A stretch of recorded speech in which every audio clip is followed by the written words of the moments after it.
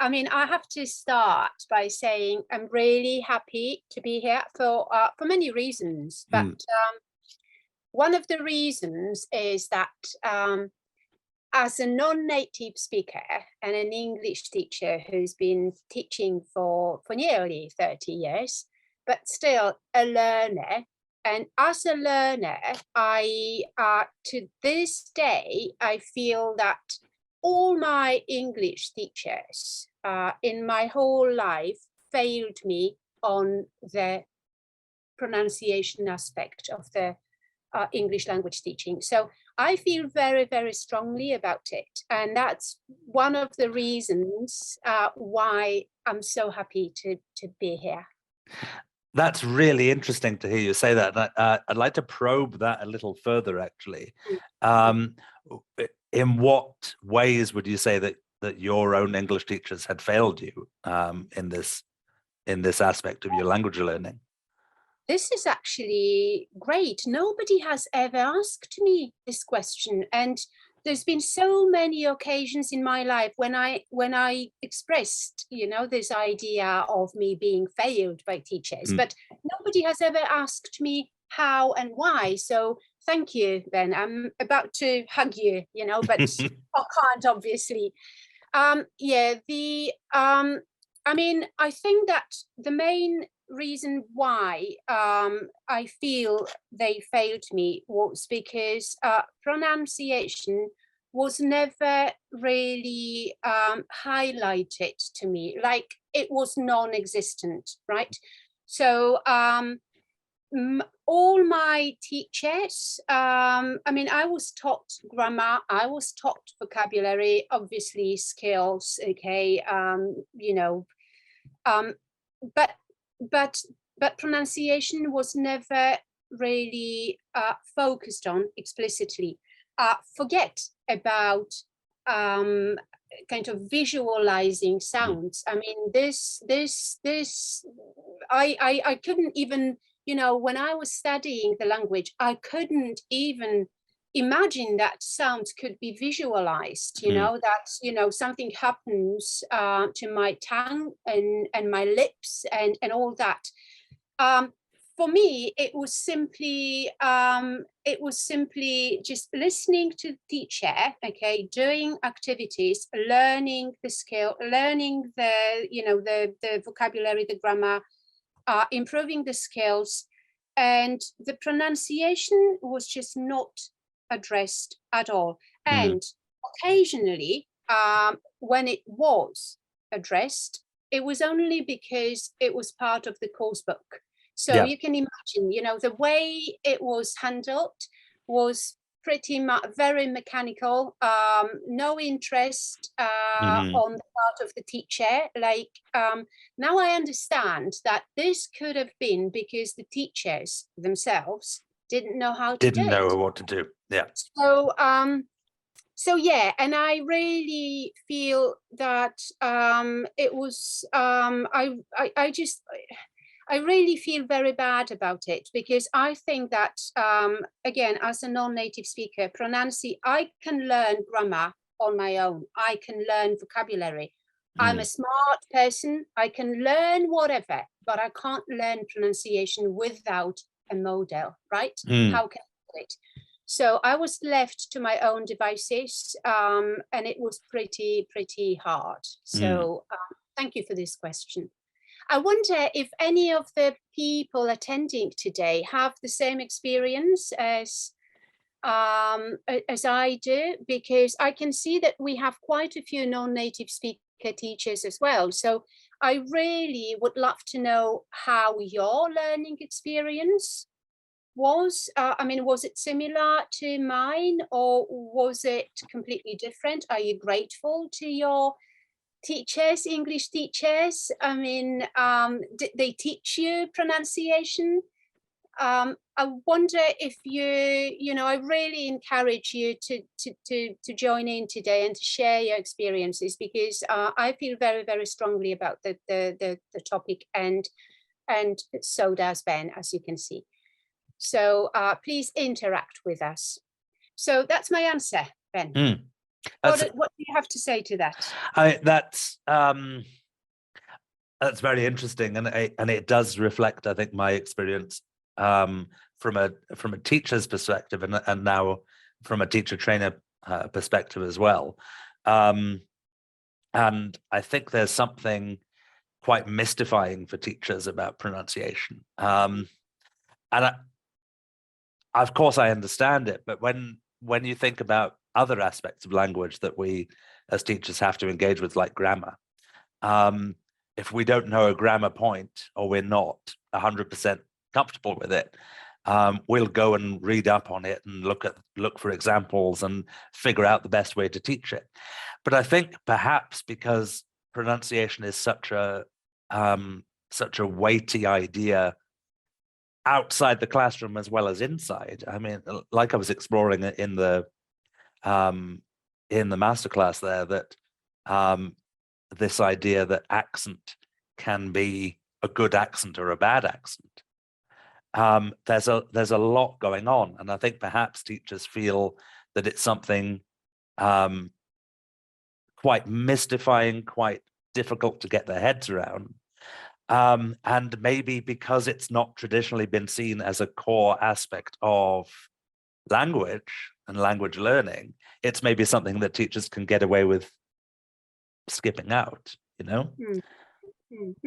I think, Ben, I think someone wants to speak. I think Muhammad Ali would like to share his experiences. Okay, thank you very much for giving me a chance to say something. I am from Bangladesh, and in our country we see that we do not have enough opportunity to learn English with correct pronunciation. In not only in the primary or secondary sections, but also in the university level, in the tertiary level, we can see the teachers to teach the students this very important thing. But I have taken initiative to start teaching pronunciation, but still I am not a good speaker and my pronunciation is very bad, I think. So I'm still learning, and I think I will be learning until my last days of my life. But from here, I came to understand a lot of things that can be done. I would like to thank you for arranging this sort of programs, and I hope if you arrange some more programs in the future, it will invite me, I hope, and I will try to attend there. Thank you very much. Thank you, Ben. Would you like to comment? Because I also have comments. I absolutely have a comment. Firstly, Mohammed, you're being very hard on yourself. Your accent, well, the way you pronounce your English is absolutely fine. You sound like an excellent model to me. One thing that I'm constantly trying to get across to my learners, to the teachers I work with, and actually to people that I talk to in everyday life, is that there is no such thing as a bad accent.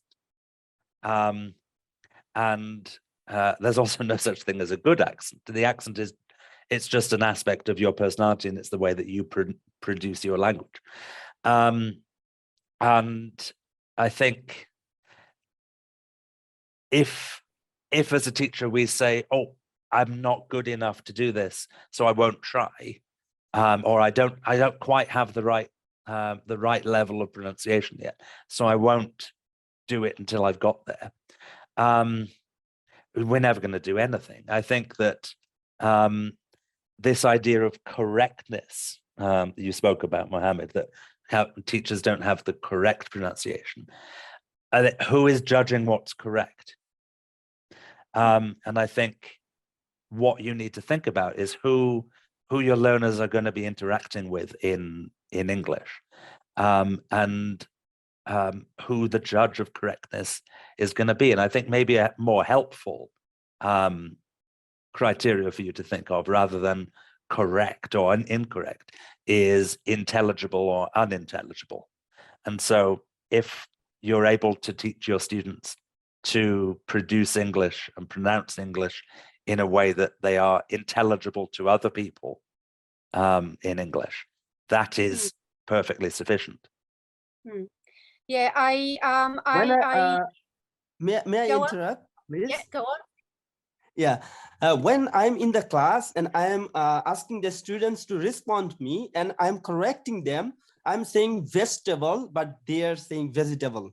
And when I am pronouncing like this, they are laughing at me. And it's sometimes it make me so bored that I think like that I should not teach them this pronunciation.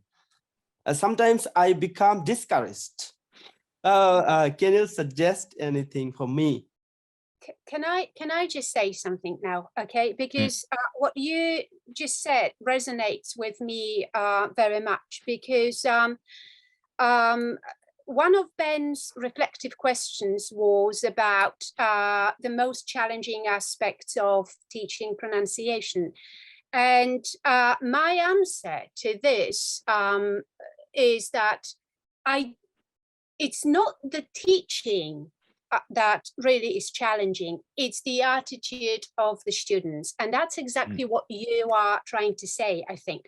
So the teaching itself is not an issue for me. After however many years of teaching, I think I have it, under control. But it's extremely hard.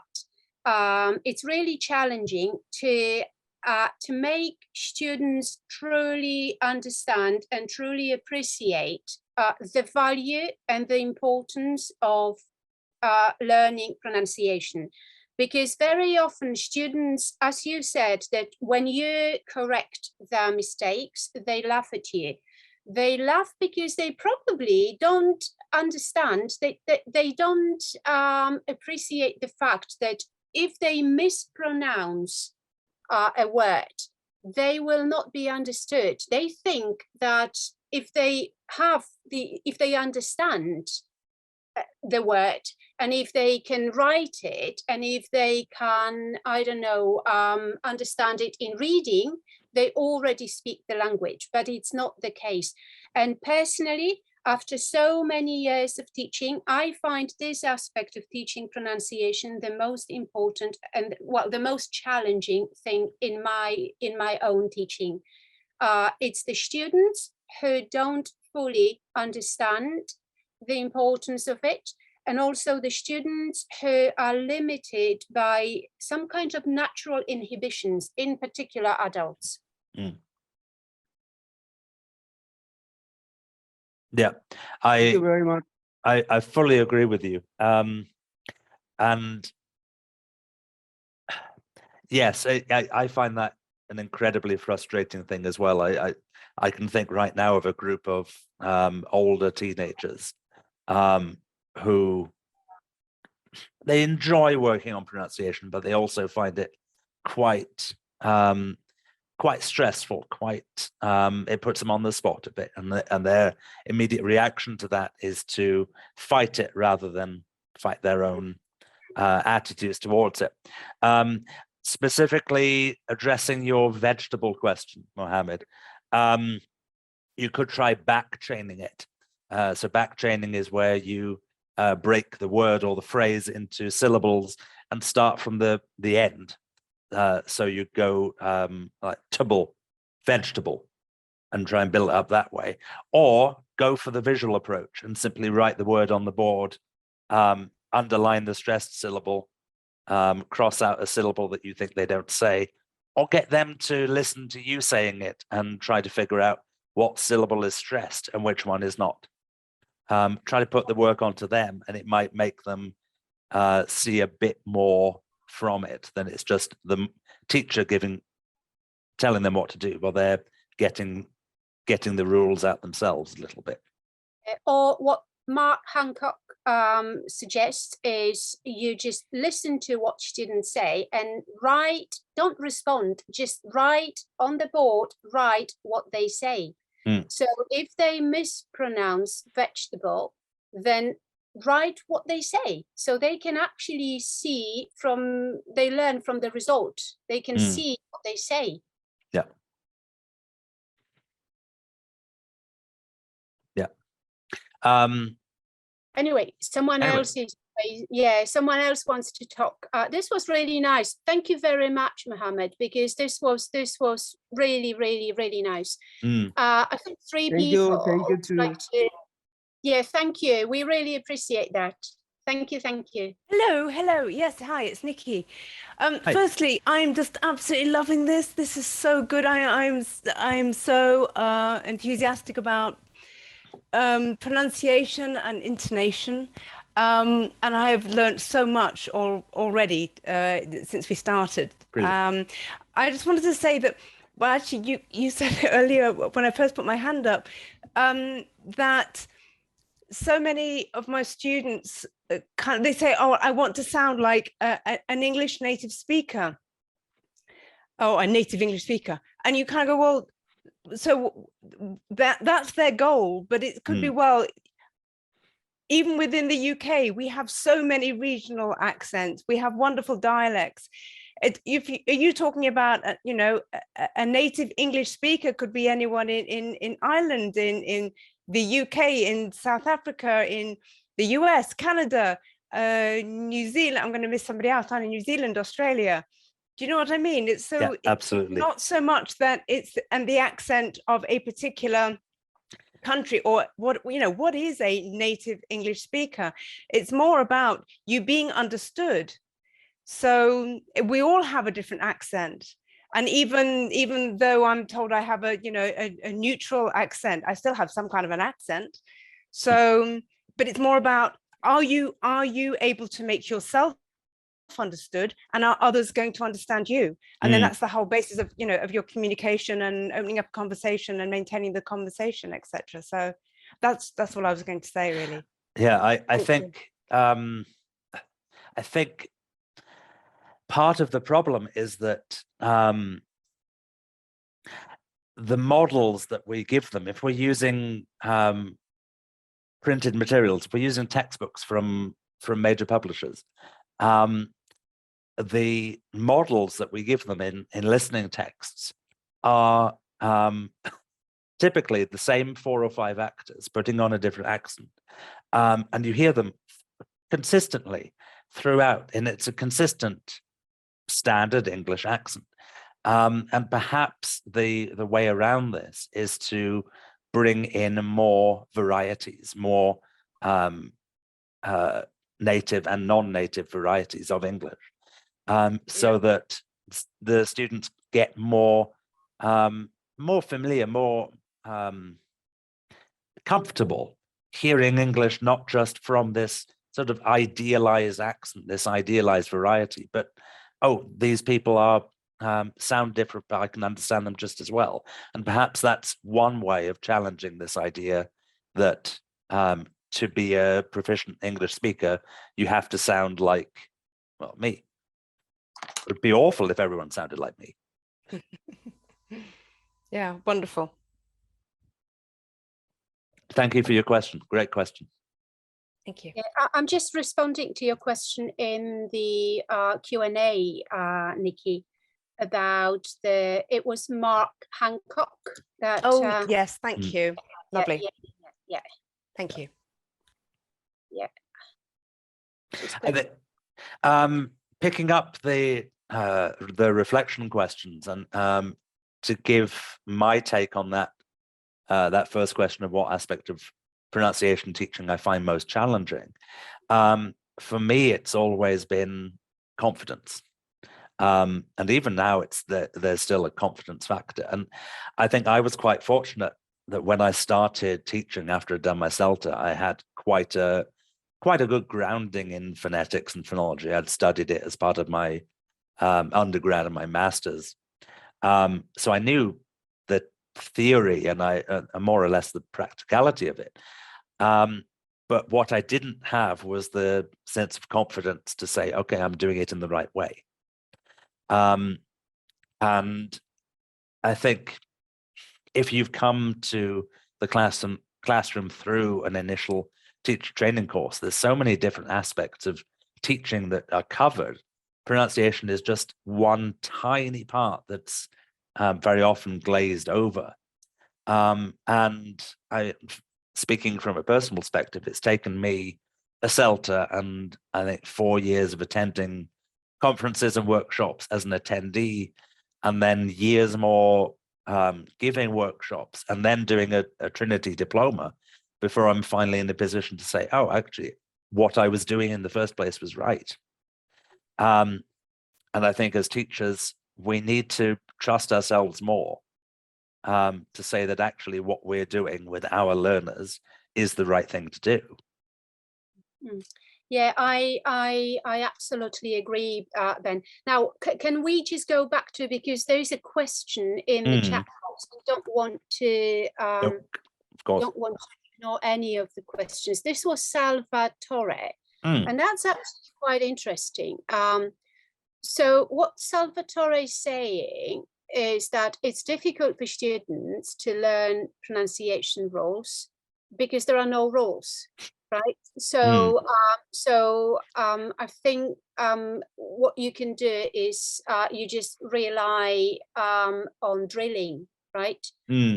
So what do you think? What do you think about this? And what do you think about corrections? Because that's exactly the question. How do we correct our students, and what do we correct, and whether there is a difference in what informs your decisions about what to correct, if you teach a monolingual or multilingual class. So sorry, quite a few questions thrown at you now, but you can manage. Yes, of course. Yeah, the rules question is an interesting one, because finding rules in pronunciation is a challenge. They do exist, or if perhaps better to talk about patterns rather than rules. And I think something that my learners have found helpful is rather than me standing at the front of the class saying, okay, here's a thing, this is the rule, now you do it. I'll give them some examples, or we'll do something from a listening or something, and then I'll ask them, okay, what do you hear? What do you think is the rule? What do you notice? And trying to allow my learners the chance to find those patterns and rules for themselves, because I think rules can be quite a confidence boost, quite reassuring if learners have something they can rely on. In terms of corrections, I mean, I work in a monolingual context. I think Gabby is better suited to dealing with multilingual contexts. I think the questions I ask myself when dealing with corrections and corrective feedback, firstly, is it something that I've heard the learners do before? Is it something that I know a lot of my learners are going to have a problem with, or that Spanish speakers, in my case, tend to do? If it is, then it's something I would work on. If it's something that I've heard multiple learners in the classroom doing, then I might work on it during a corrective feedback stage at the end of that activity. If it's just something that one learner has said, maybe a slip, maybe they've said one word in the wrong way, I've started sort of writing the word and then giving some sort of cue as to how it's pronounced, either with the IPA or just giving some sort of clue about how it's pronounced, writing it down and giving them the note so they've got something they can integrate into their own production. And I also try to think about intelligibility. Now, for my learners, they are working towards an official exam, so my aim is that they would be intelligible for a native speaker. If your learners are more likely to be speaking to other non-native speakers, well, then you think about, are those people going to understand them if they make that mistake. And if they are going to understand them, it's probably all right to let it go. Otherwise, it might be something that you want to work on. Gabby, what would you say to pick up on this? Yeah, I mean, well, yeah, I mean, I wanted to ask you one more question about L1 and because you said, you know, in a monolingual context, I feel that it may be easier to pick on, to identify, because you see, we have to differentiate between kind of mistakes and problems, because these are two different things. So like in a multilingual context, when say I don't speak the, you know, the L1 of the students, right? I have different nationalities. If I don't understand where they come from, where students kind of come from, right, in terms of phonetics, it's very difficult for me to identify the actual problem. So I may be able to, I mean, I can hear the mistakes, but I don't know why. So in a monolingual context, it's easier because obviously you speak Spanish. So for you, it's easier to understand where your students are coming from, right? So you can identify the error, but you can also identify the problem. And if you identify the problem, you can rectify it.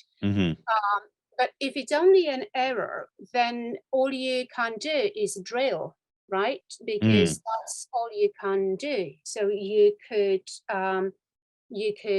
demonstrate, you can model, you can talk about, you can describe the sound, you can talk about the tongue, the lips, you know, your mouth, but you can't really, you can't go any deeper than that if you don't understand the L1. I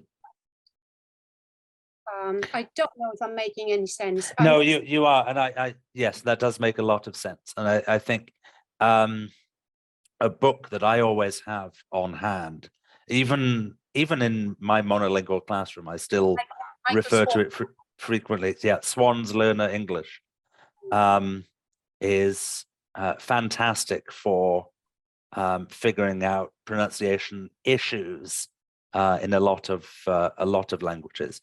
I do wish there was an up-to-date version. Because it is showing its age nowadays, but still it's quite a useful reference point.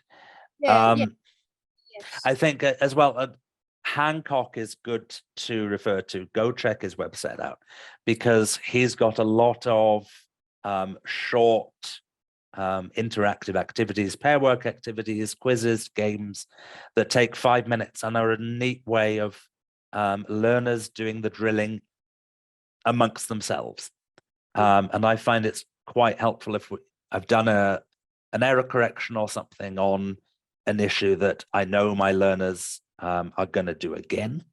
They're probably going to make this mistake again. Well, I'll pick out one of these, get them doing it in pairs, and then I can just monitor and do on-the-spot correction rather than just the drilling all the time coming from the teacher.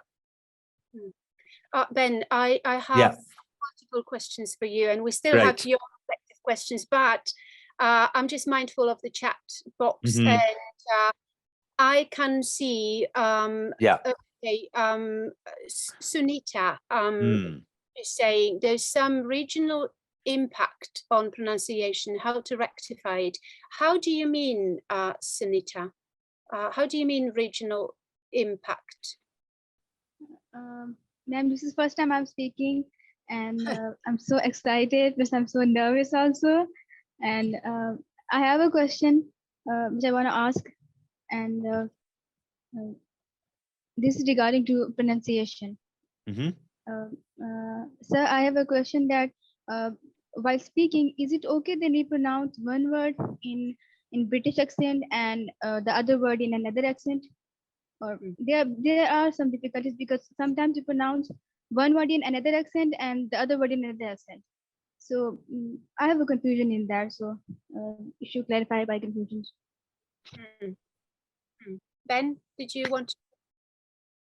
I mean, I would say as best you can, don't worry about what accent you're producing it in. I very often flip between a British English accent and an American English accent, and because I used to work with someone from Bristol who has quite a thick Bristolian accent, that's an area of the UK. Some of my words, just specific words, I now produce in a Bristolian accent, which is weird. But I don't think it matters. I don't think it matters for my learners. So I would say you produce the word in a way that's natural for you, and that's the way you teach it, rather than worrying about the specific label of where it would come from. What would you say, Gabby? Yeah, I mean, I absolutely agree. I mean, I don't really feel there has to be, because it's going back to what Nikki said as well. I mean, there doesn't have to be a consistency in how you pronounce things, right? Whether it's British English or whether it's Scottish or Irish, or it's about intelligibility, really. That's what it's all about. And accents are beautiful. I love accents. I mean, your accent is your identity. I mean, who are you if not your accent? So it's all about being understood. So I wouldn't worry too much about it. Yeah. So thank you very, very much for this question. Thank you. Now, yeah, Nicola is saying that she loves accents as well. Yeah, I really do. I always say this to my students, who, just like Nikki said, you know, they say, oh, I'd like to sound British, or I want to have this accent. And then, you know, I'm just like, but you're French. Why don't you just want to be a French speaker who can speak English at a proficiency level? I mean, that's the beauty of it, right? Because we know you are not a native speaker, but your English is just perfect. So why would you like to shed this accent? You're French, right? Now, Sunita is saying, I want to ask about the impact of mother tongue. Not quite sure I'm quite clear on what Sunita is getting at. So do you want to, do you want to speak? Can we allow Sunita to talk? Sunita, if you'd like to unmute yourself, you can expand more on this. Yeah, talk to us. I have the feeling that this is again about accents. I think so. And it's interesting that your mother tongue does have, can have quite a strong influence on the way you produce a language you're learning. Yeah, yes, yeah. Okay. Oh, hi, Sunita. Hello. Hello, ma'am. Hello, sir. I'm from India. Actually, in India, it's a different language already. There's some South India, that Bengali. And so when the students speak in the school, the impact of mother tongue has been shown in their English accents. So how to rectify? Actually, this is my question. This is my query. So it's about accents, right? Yeah, ma'am. Because India is a country of different language and different culture. And this shows in their English accent also. So if we want to create a uniformity according to the British accent or that American accent, so we face difficulties in class because of the impact of their mother tongue.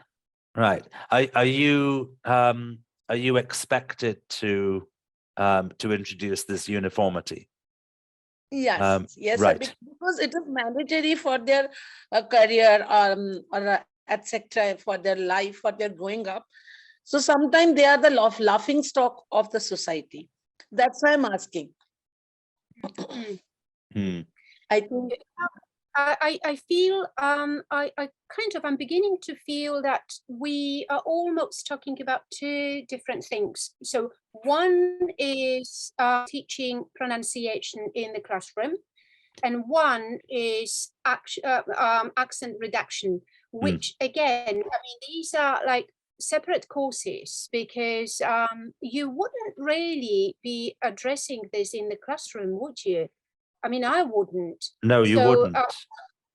Pronunciation is about intelligibility, and if it's accent reduction, then there are professional courses that people could follow.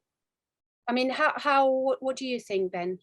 Yes, I mean, trying to stay neutral on my views on the topic. Yes, I would agree with you that, yeah, pronunciation teaching is about equipping learners with the knowledge and the skills to produce English in an intelligible way. If your goal is then to allow your learners to sound like a particular type of speaker, then yes, that's more about accent reduction. And I don't have any experience of that. I would refer to what Gabby said, that yes, there are specialist courses and materials for that, but that's not pronunciation teaching, in my opinion. Yeah, no, it's not. Anyway, thank you so much. Thank you, Sunita. Thank you. Now, again, I'm mindful of how little time we have left, and I really, really want to talk about materials. Yes. Because, yes. We want these sessions to be very practical, and we really want participants to have something tangible after each session, and by tangible I mean like websites and so course books. You already mentioned this in your presentation, that course books again are failing us in the sense that they are not designed for our learners. So the pronunciation activities are more often than not addressing the needs of our learners. So this raises another issue, which is creating materials, okay, or looking for materials. Now, what's your experience on that, and what advice would you give to teachers about making their own materials? I think I would say that if the most effective pronunciation teaching, if we're going away from the textbooks, where more or less, unless you've got a very good or very modern textbook, the pronunciation resources in there are probably there to fill the space that's there, and it's quite an arbitrary choice that the writers and the publishers have made. Think about what is relevant to your learners. Think about the language, the other language that you're exploring with your learners in that lesson or at the time, and keep it small and often and integrated into the class. So I would say, rather than having a big pronunciation lesson or a big chunk of a lesson dedicated to a particular pronunciation point, figure out what the language you're teaching is and what aspects of pronunciation or phonology fit into that. Because that will mean that then when you're teaching that language and then using that language communicatively later in the class or in the subsequent class, learners can focus on the pronunciation of that language, and it's all developed in context. So, for example, I've got next week, I just happen to have this course book on my table. And next week we are exploring present perfect with a group of A2 students. Thinking about a question that we would often use with the present perfect. Have you ever? So the aspect of pronunciation I'm going to explore with that is weak pronunciation of the auxiliary have and has. It's integrated into the language. It's quick to add into the lesson, and it's something then that learners can really tap onto and use. If you're then looking for materials, resources, the best thing you can do is go to Mark Hancock, go to YouTube, or like I was exploring in the workshop at the start, go to a listening and pick out something from a listening, do a gap fill activity, and then explore the pronunciation from that. But my top tip is to keep it small and integrated, rather than looking to reinvent the wheel and make a whole activity cycle out of it. What would you say, Gabby? I mean, I couldn't agree more. I mean, I think that the only way to teach pronunciation effectively is by integrating it into all other activities, be it grammar, I don't know, vocabulary, listening, even reading. So definitely integrating it into activities, because you have like little spots for pronunciation teaching. I mean, how much pronunciation teaching can our students take in a lesson? You can't make it longer than, say, 5 minutes. That's it, and then you have to change. But I'd like to share something with you, something that I discovered not a long time ago, and it's quite surprising because this website has been around for years. And to be honest, I have been using it for years, but I never, quite recently, I started using, I just put it in there. Quite recently, I started using the dictation part. Yeah. Now, this is breaking news English, and it's absolutely brilliant. Okay, you have mini lessons, everything. But what I fell in love with quite recently is the dictation part. So what happens is there is a listening. So students do a listening, right? But then there is a dictation that follows, and it's optional. You could do it, or you can just leave it out. So you have 5 or 10 sentences from the listening, okay, and it's just one sentence. And what students have to do is, just like in your video about the airport in London, exactly the same activity, but students can also do it at home, because it's, you know, it's online learning. So they listen to one sentence, that's the dictation part.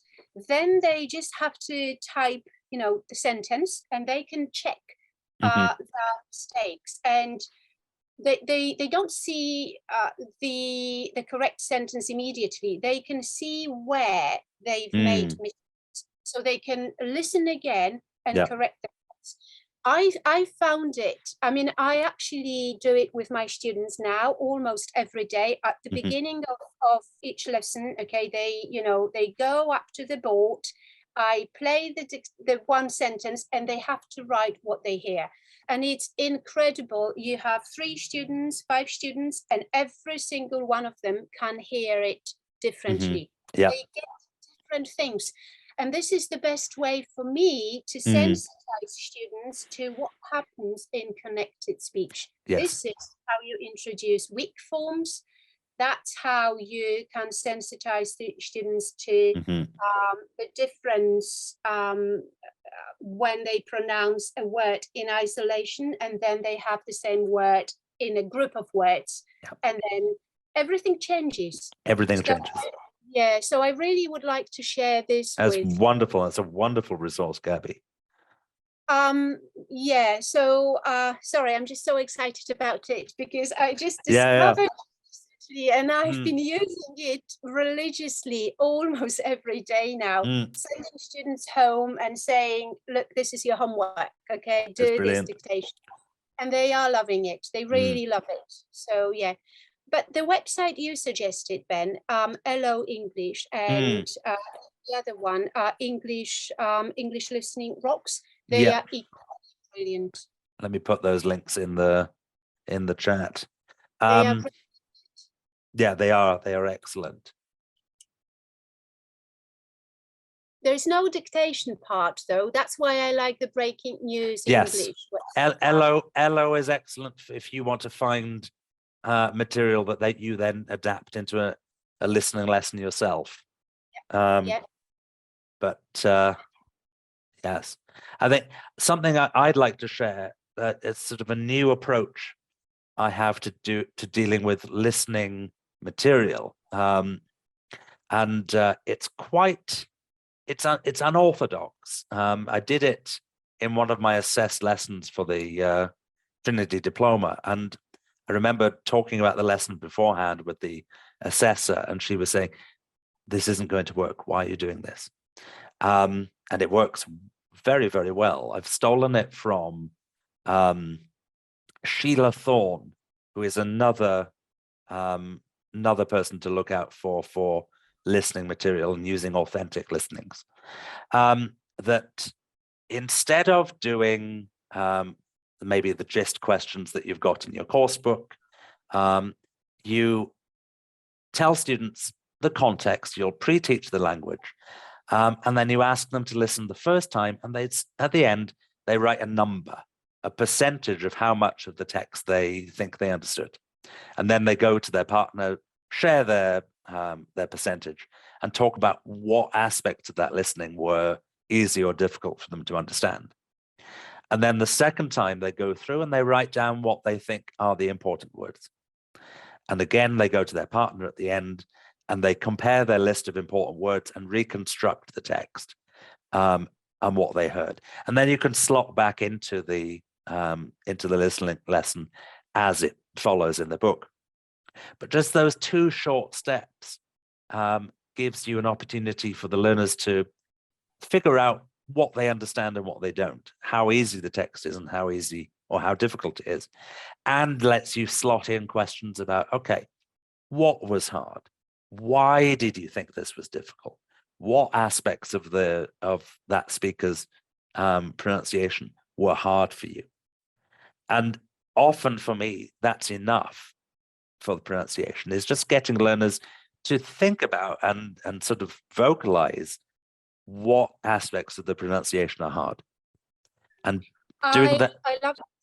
Yeah, doing that often enough builds up sort of awareness, and it builds up sort of learners more actively listening to something and being more aware of what's easy for them and what's difficult for them. Yeah, I really like it. To me, it sounds like bottom-up listening skills. So, we always teach top-down listening skills, right? So top-down meaning you don't listen without a purpose, right? So when you listen in real life, there's always a reason why. So, but then bottom-up is completely different because you are focused on phonology. So that's actually, in this sense, it's unorthodox, but I really like it. I think it's great. And it's a reconstruction activity. And again, I love reconstruction activities. Great idea. Lovely. So I'm going to steal it from you now. Okay, good. We've both stolen something from each other. Yeah, that's great. I think we have to wrap it up now. It's a real pleasure. This has been wonderful. Thank you. I hope this has been helpful for everyone. And wonderful questions from all the participants that have posed questions. And I hope that, like I said in the workshop at the start, pronunciation teaching, there is a confidence thing. There is an aspect of this that we feel we don't have confidence, we don't know what we're doing, or maybe we're not the right person to be doing it. But as your learner's teacher, you are enough. You are the expert teacher there, and you need to feel confident that you can teach pronunciation, because if Gabby and I can, then you can. If I can, and I'm not a native speaker, everybody can teach pronunciation, native or non-native, we can all do it.